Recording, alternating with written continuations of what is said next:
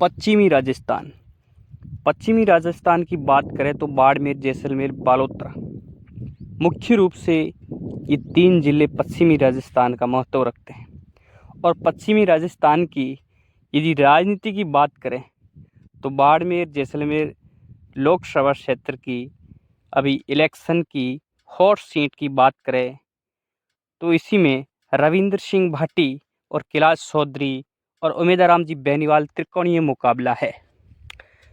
और रविंद्र सिंह भाटी की बात करें तो 2023 विधानसभा चुनाव में बीजेपी में इलेक्शन से ठीक पहले बीजेपी में शामिल हुए और बीजेपी ने टिकट न देने के कारण निर्दलीय चुनाव लड़ा और शिव विधानसभा क्षेत्र से निर्दलीय चुनाव रविंद्र सिंह भाटी जीत भी गए। और रविंद्र सिंह जीतने के बाद में भारतीय जनता पार्टी की ओर से कई कयास लगाए जा रहे थे कि रविंद्र सिंह भाटी को बीजेपी में शामिल किया जाए और भारतीय जनता पार्टी का उन्हें एक सदस्यता ग्रहण कराया जाए। भारतीय जनता पार्टी के कार्यकर्ताओं के द्वारा लगातार प्रयास किए गए कि रविंद्र सिंह भाटी को भारतीय जनता पार्टी के अंदर शामिल किया जाए। और इसी के बीच में लोकसभा इलेक्शन के ठीक पहले मुख्यमंत्री भजनलाल शर्मा जी के साथ रविंद्र सिंह भाटी की लंबी वार्ता भी चली। जोधपुर में मुख्यमंत्री भजनलाल शर्मा के साथ लंबी चर्चा के बाद में वो प्लान के साथ अपने उदयपुर दौरे के साथ भी गए और साथ में चर्चा भी हुई। जोधपुर में चर्चा हुई, बातचीत हुई और प्लान में साथ भी गए, साथ में बात भी हुई। उदयपुर में भी चर्चा हुई। वो लंबी चर्चा के बाद में भाटी बाड़मेर आते हैं और कहीं न कहीं उन बातों पर सहमति न बनने के कारण भाटी बाड़मेर आकर निर्दलीय चुनाव लड़ने का ऐलान भी कर देते हैं। बात आगे बढ़ जाती है और निर्दलीय चुनाव का ऐलान कर देते हैं। ऐलान करने के बाद में चुनाव बिगुल बज चुका है और बाड़मेर, जैसलमेर, बालोतरा लोकसभा चुनाव में त्रिकोणीय मुकाबला बन चुका है।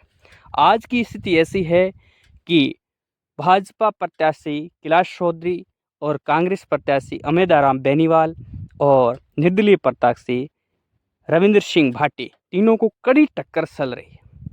ये हॉट सीट हिंदुस्तान पश्चिमी राजस्थान की सबसे हॉट सीट बन चुकी है।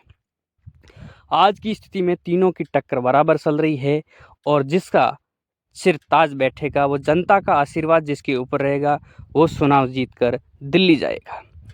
और रविंद्र सिंह भाटी की शुरुआत जब विधानसभा इलेक्शन में हुई थी तो पहले विधानसभा इलेक्शन से पहले भी रविंद्र सिंह भाटी भाजपा ज्वाइन कर चुके थे और कहीं न कहीं भाजपा ज्वाइन करने के बाद में शिव विधानसभा क्षेत्र से उन्हें टिकट न मिलने के कारण वो नाराज़ भी हो चुके थे और नाराज़ होकर उन्होंने शिव विधानसभा क्षेत्र से निर्दलीय चुनाव लड़ने का ऐलान किया और निर्दलीय चुनाव भी लड़े और मजबूती से निर्दलीय चुनाव लड़े और वहाँ से जीते।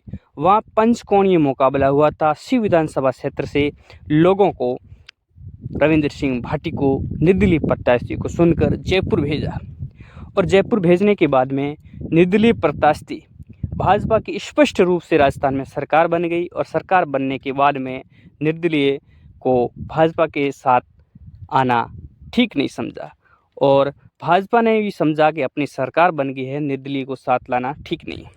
इसी के चलते रविंद्र सिंह भाटी को भाजपा ने किनारा कर दिया। लंबे समय किनारे के बाद में जब लोकसभा चुनाव नज़दीक आए तो भाजपा ने रविंद्र सिंह भाटी को मनाने के कयास शुरू कर दिए और रविंद्र सिंह भाटी को लगातार बड़े बड़े नेताओं से बात की और बात करके उन्हें जोधपुर बुलाए और जोधपुर मुख्यमंत्री जी के साथ चर्चा भी हुई और चर्चा में जो प्रस्ताव रखे रविंद्र सिंह भाटी ने वो कहीं न कहीं विफल रही। भाजपा मनाने में रविंद्र सिंह भाटी को विफल रही और रविंद्र सिंह भाटी ने निर्दलीय चुनाव लड़ने का ऐलान कर दिया और ऐलान करने के बाद में आज रविंद्र सिंह भाटी मैदान में हैं और बाड़मेर, जैसलमेर, बालोतरा लोकसभा क्षेत्र की त्रिकोणीय मुकाबला बन चुकी है।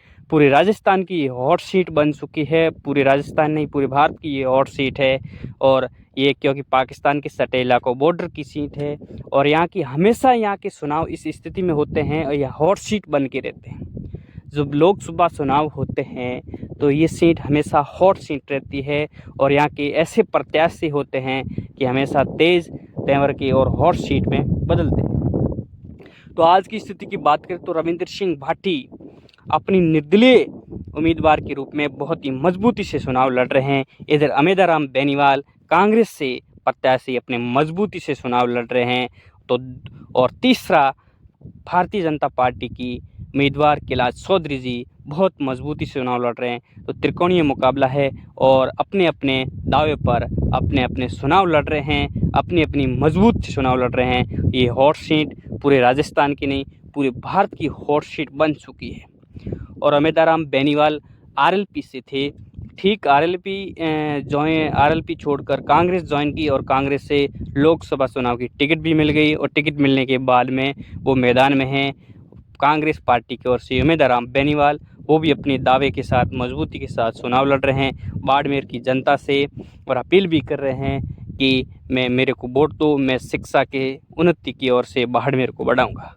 इधर भाटी साहब भी अपनी मजबूती से चुनाव लड़ रहे हैं और निर्दलीय प्रत्याशी कि मैं मेरी बाड़मेर की आवाज़ दिल्ली में उठाऊंगा और मेरे बाड़मेर के पिछड़े इलाकों के और जो बॉर्डर के इलाकों की बात है, पानी, बिजली, रोड जो समस्या है वो दिल्ली में उठाऊंगा, मजबूती से उठाऊंगा, इसलिए चुनाव लड़ रहे हैं।